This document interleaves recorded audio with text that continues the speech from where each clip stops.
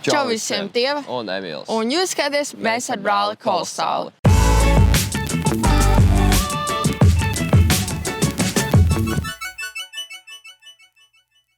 Šonedēļ visā pasaulē atzīmē Starptautisko bērnu onkoloģijas dienu. Un, protams, ka arī Latvijā, jo Latvijā vidēji ar vēzi saslimt aptuveni 50 bērni gadā. Par šiem bērniem rūpējas labākie slimnīcas speciālisti. Savukārt, vecākiem, kuru bērni ārstējas bērnu slimnīcā onkoloģijas nodaļā, ir iespēja saņemt ļoti plašu emocionālo atbalstu un praktisko palīdzību. Vecāki var vērsties pie kapelāna, pie kādā psihologa vai sociālā darbinieka, kā arī var saņemt palīdzību no pirmās emocionālās palīdzības mammām, auklītēm, spēļu un mākslas terapeitiem. Par šo vairāk redzēsiet raidījumā. Kā arī mēs uzzināsim, kā mēs visi kopā kā sabiedrība varam palīdzēt tiem bērniem, kuri nonākuši šādās situācijās. Vai jūs pamācat bērnus arī par uzturu vai garšojat arī kaut ko garšīgi nodarbībās? Kopumā ar bērniem nodaļā jau visu laiku ir sarunas par to, ko vajadzētu ēst, kā vajadzētu ēst. Lielākoties jau tā kā tā problēmas ir tādas dažādas, citam slikta apetīte, citam pārāk laba apetīte. Līdz ar to katram sanāk uzspiest tanī konkrētajā momentā varbūt uz citām lietām, ko viņam vajadzētu pievērst uzmanību. Taču, mēs gatavojam šīs gatavošanas nodarbībās gan dažādas našķus, gan iekļaujam medicīnisko uzturu, bet uzreiz teiktu tā, ka katra no tām gatavošanām, tā kā pēc profesijas uzturu speciālists, tas jau nevarētu visu laiku tikai našķus gatavot. Līdz ar to tas bieži vien ir tāds izaicinājums, ka viņi saka, mēs gribam cept picas, tad kā to picu padarīt veselīgāku? Un tad lielākoties es jaucu iekšā gan to medicīnisko uzturu, ko viņi varbūt citreiz negribēs, citreiz jaucu iekšā pilngraudu miltus arī, lai būtu vairāk šķiedrvielas, jo bieži vien guļot ilgstoši veidojas tāpat šie aizcietējumi, tāpēc, ka tās kustības jau ir diezgan maz. Vai arī ēšana ir tāda sarežģītāka. Tā kā arī keksiņus regulāri, tad tur biespienu, tad tur olas, visu kaut ko. Bet patiesībā esam gatavošanas nodarbībām bērni izvēlas paši, ko viņi vēlas gatavot. Un esam vārījuši arī biešu supu, un esam cepuši arī foreli un griezuši salātus dažādus. Tā kā tas patiesībā ir diezgan izaicinoši. Šodien, man uzreiz ir taisīt mums, šodien īpašais bija balsošana, jo mums vienai pacientītei sāp mutīte, un bieži vien ārstēšanas procesā ir tāds posms, kad mutīte sāp, viņi visi ir iekaisusi, un tad ir diezgan grūti un problemātiski paēst. Un tad mēs sataisījām 6 dažādas saldējumu kokteļus, ko iesūkt caur salmiņu, jo tas ir tas veids, kā tad tanī mirklī var vislabāk paēst. Un tad bija degustācija un bija jāliek sirdis, cik sirdis tad dos par katru kokteili. Un tas bija veids, kā mēs arī varbūt panācām kādas papildus kalorijas un papildus enerģiju cilvēkam šodien. Vai ēdienkarte visiem ir vienāda vai katram ir sava? Ja mēs skatāmies par slimnīcu, tad, protams, uz slimnīcā lielākoties tiek nodrošināts tātad 3 pamatēdienreizes, kas nāk tādās zilās kastēs. Un tad vēl ir papildus uzkodas, ko tad var piedāvāt bērniem. Tās ir tā kā skaitās 2. vakariņas. Un patiesībā vēl ir tāda lieta, ka ir tādas piekdienas, tādas īpašās dienas, kurās tad bērni var izvēlēties savas tās ēdienreizes. Un tieši šodien pacienti ir saņēmuši savas lapiņas, kurās viņi var izvēlēties. Vai viņi gribēs kartupeļu pankūkas, vai viņi gribēs cēzara salāts, vai viņi gribēs, kas tur vēl bija bieži salāti, un saldais ēdiens. Un patiesībā jau, šī ir vienīgā nodaļa, varētu teikt, slimnīcā, kurā patiešām var tā izvēlēties, jo pacienti lielākoties pavada ilgu laiku slimnīcā un lielākoties ir šīs ēdināšanas grūtības, tāpēc pacientiem no slimnīcas puses ir šāda iespēja un šāda pretīm nākšana. Taču, kā jau es minēju arī sākumā, tas ir diezgan izaicinoši, jo tad ir slikta duša, tad vispār negribas ēst, tad gribas ēst visu. Tā kā ir ļoti, ļoti grūti izdabāt šīm vēlmēm, un tāpēc ir arī šī vecāka atpūtas telpa, kurā tad vecāki paši var nākt un sagatavot, jo nerad tā ir tā vislielākā dienas doma galvā, ko tad mans bērns šodien ēdīs, vai ēdīs to vai neēdīs, un grūti jau nosēdēt tiem vecākiem ir tā mierīgi un neko, tikai sēdēt palātā, tāpēc jā, šī ir tāda vietiņa, kur tad vecāki nāk, un tad viņi var pagatavot. Un kopīgi īstenībā mums ir arī reizi nedēļā, ir arī bērniem tādas kopīgas darbošanās, kurus ietveros. Jūs iepriekš teicāt, ka jums ir kaut kādi vecāki, kas jums pēc tam dod kaut kādu atsauksmi vai kaut ko papildus iesaistās un pasaka. Vai jūs turpinat un jūs uzturat to kontaktu ar bērniem un viņu ģimenēm, kas jau ir izvesaļojušies, vai ir beiguši šo ārstēšanās procesu? Jā, attiecības šī nodaļā veidojās kādreiz diezgan strauji un mēdz būt arī noturīgas, jo šī ir tāds kara lauks, šī tāda krīzes situācija, kur visi ir tādā īpaši, tādā ļoti intensīvā situācijā, un tāpēc arī ir grūti tā attiecības pārtraukt, tad, kad tu esi to ģimeni satuvinājies. Es domāju, gan māsas, gan ārsti, gan mēs kā atbalsta personāli tiešām pietuvinamies šiem cilvēkiem.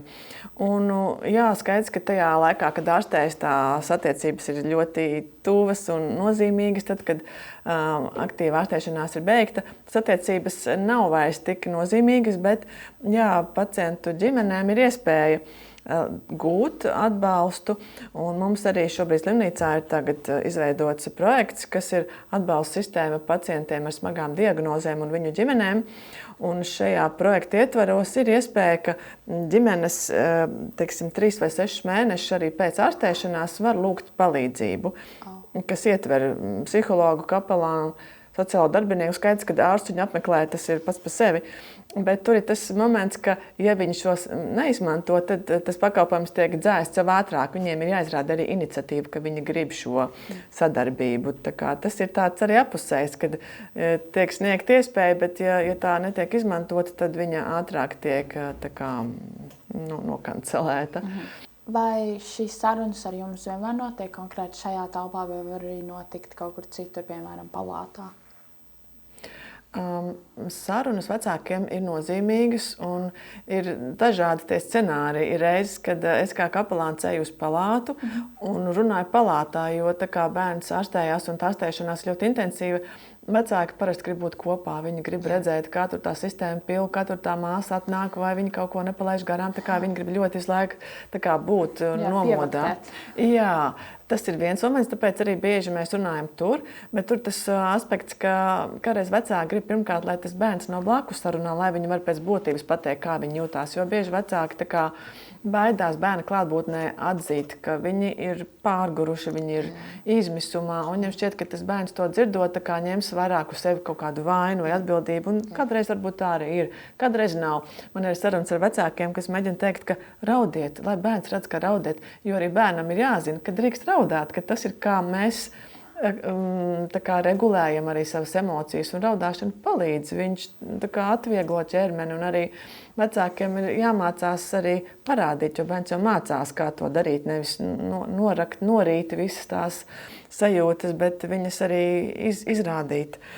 Bet par sarunām klusuma telpā, tā ir savukārt tāda forša iespēja, jo šī telpa tiešām ir, es pateicīga, viņa ir ļoti patīkama un ērta un piemērota. Un tā ir tāda iespēja, kad vecāki var iziet no šīm 4 palātas sienām un pabūt te, jo šeit ārstējās ne tikai mēnešiem, bet tā kā arī pusgadu skaits, ka viņi aiziet uz māju, bet ir reiz, ka tiešām tas ir milzīgi ilgs laiks, un tiem vecākiem vajag pabūt citās telpās, un šī tāda laba vieta, kur arī tā noskaņoties uz kaut kādām sarunām, un ir bijuši tiešām daudz tādas ļoti dziļas sarunas, kas notiek te, bet tam tad ir jāatrod speciāli laiks un jānoskaņojās, un tas ir tāds, tas nenotiek bieži, bet tas notiek. Un vecāki kādreiz nāk vieni paši, viņus iedrošina nākat paši savā laikā, pusnaktī, nonākat lejā, te vienmēr ir vaļā, ka te var sēdēt, te var, meditēt, te var raudāt, te var kliegt, te var spēlēt instrumentu, var lūgt Dievu uz ceļiem vai,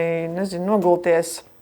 Un tā ir tāda vieta, kur vienkārši izpausties. Mums ir skaņas izolācijas durvis, tā kā arī, kad kādreiz bijuši tādi mazi koncertiņi, neko īsti ārpus tā nedzird. Šī tāda ļoti tāda intīmi norobežota telpa, kas ir vecākiem ļoti svarīga kādreiz, kad viņi tā jūtās. Tā tad nevienmēr ir jānāk uz šo telpu konkrēti ar tādu mērķi aprunāties. Bieži vien var vienkārši nākt pasēdēt mierā, klusumā. Jā, šī telpa, ko izmanto arī personāls kādreiz, lai pabūtu mierā, lai nomierinātu savas emocijas, vai lai iegūtu spēku, vai lai vienkārši pabūtu ar sevi.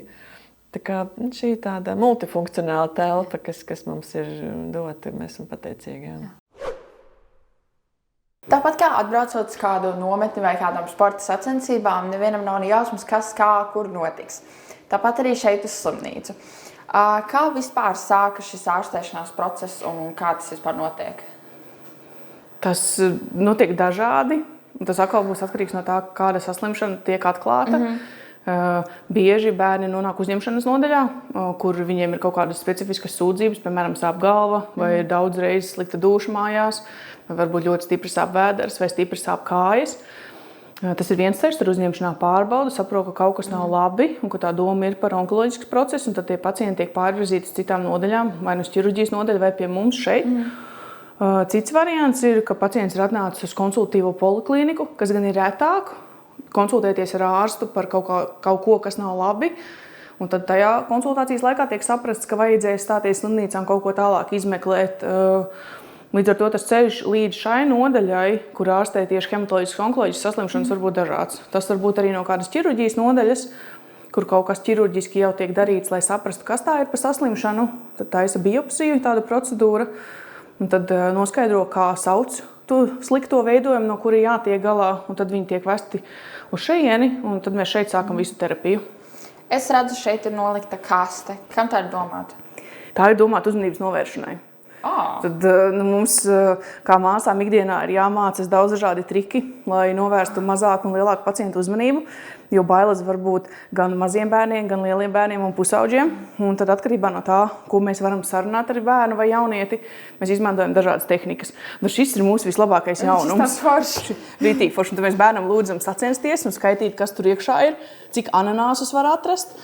Un tad, ja ir jāņem asins analīzes, tad no vienas rokas mēs ņemam analīzes, un ar otru roku bērns un vecāks var spēlēt, vai ar otru māsu var spēlēt šo spēli, un tādējādi tik ļoti nestrauties par to, ko mēs darām.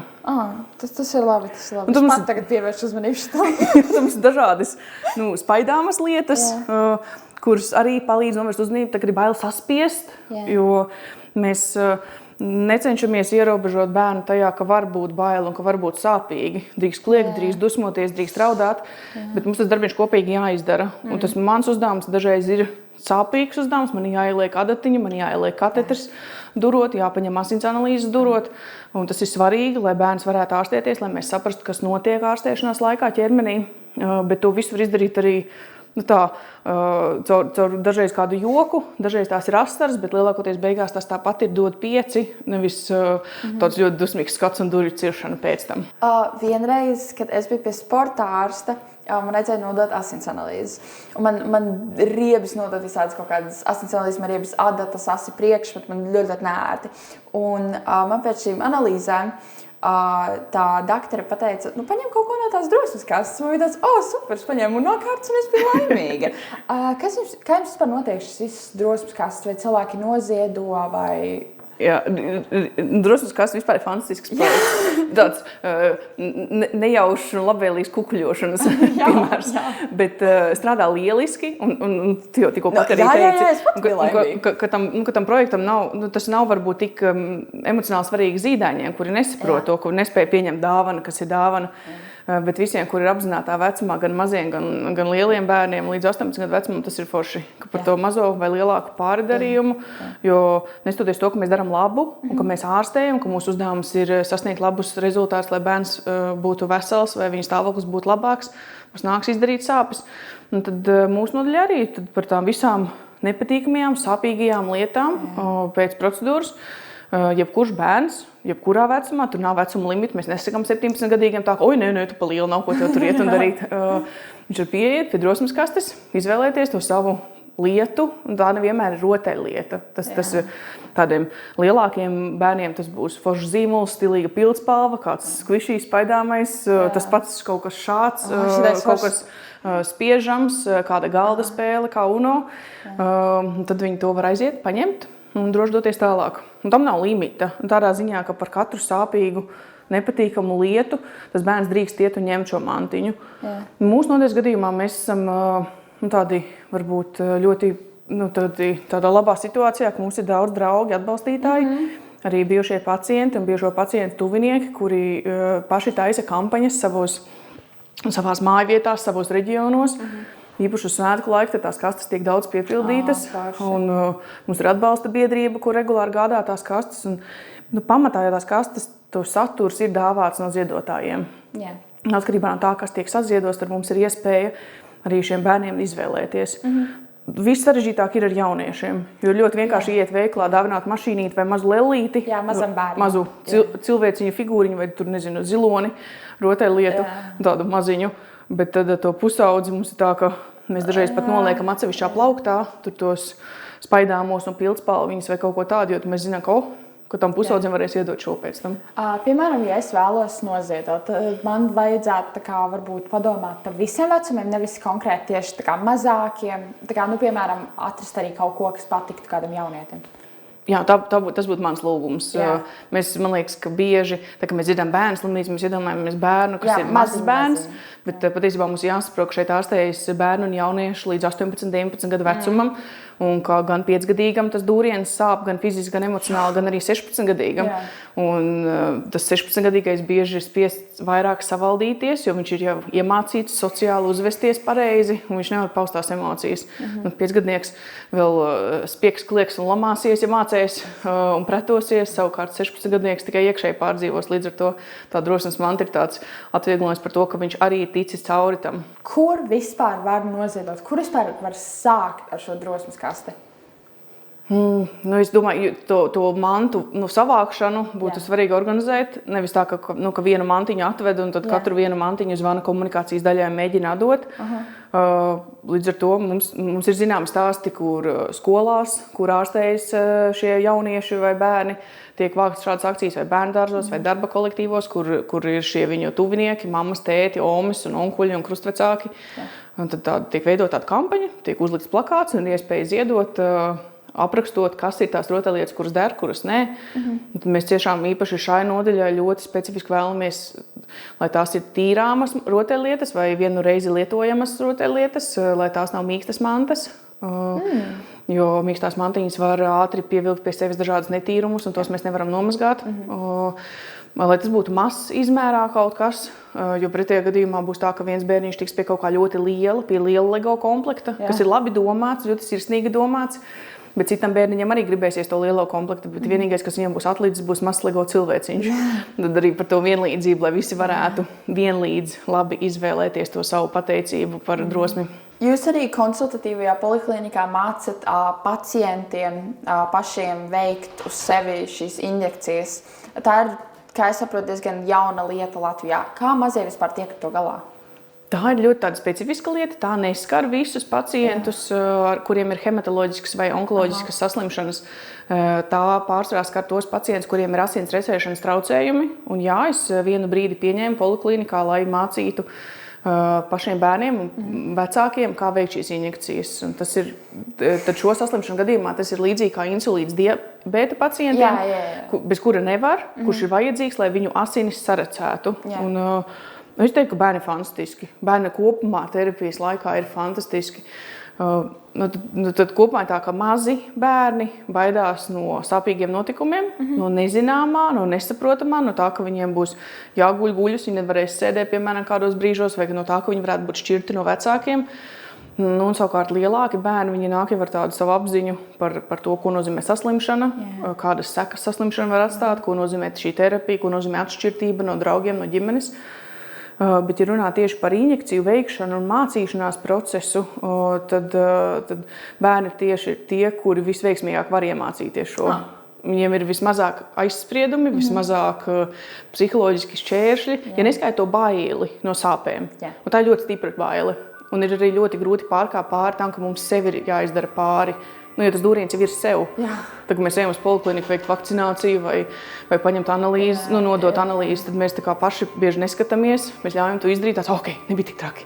Bet, kad tas jāizdara pašam, tas prasa tādu milzīgu arī drosmi. Tur ir veidi, kā to drosmi izveidot. Soli pa solītim, no sākuma ar tādu imitētu aprīkojumu bez adatām, tad demonstrējot vienam uz otra, tad demonstrējot to, mums ir speciāli arī manekeni, trenažieri, kur bērns mācīties šīs injekcijas, pirms viņš dur sev, lai nebūtu tā, ka pirmais dūriens ir trīcošs rokas savā rokā. Un tad, ja vecāki ir mieru, tad tas var būt arī vienam uz otra mācību procesā. Ja, teiksim, mācās mamma, tad viņi var iedurt tētim, pirms viņi dur bērnam. Nu, tā kā atkarīgs no tā, kas mums ir jāiemācās, kāpēc mums ir jāiemācās. Bez nekāda kaut kāda šķidruma vai kaut kādas savākšanas. Tā kā vienkārši adatu iedurt. Speciālu adatu, speciālu tauriņu adatu, ar domu, ka caur to adatiņu tad tiktu ievadīts arī zāles šiem pacientiem, kuriem tas nepieciešams. Taču tā ir vairāk tā kā hematoloģijas puse, asins recēšanas puse.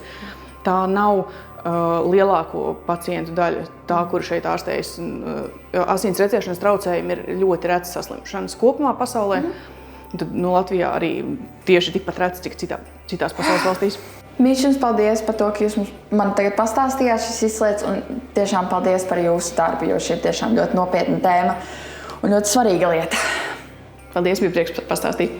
Sinus, ko man gribētos aicināt mūsu sabiedrību, būt iejūtīgākiem un saredzošākiem. Un palīdzēt tiem, kam tas ir vairāk nepieciešams. Jo bērniem un viņu ģimenēm, kuri ārstējas bērnu slimnīcā, ir šis atbalsts ļoti nepieciešams.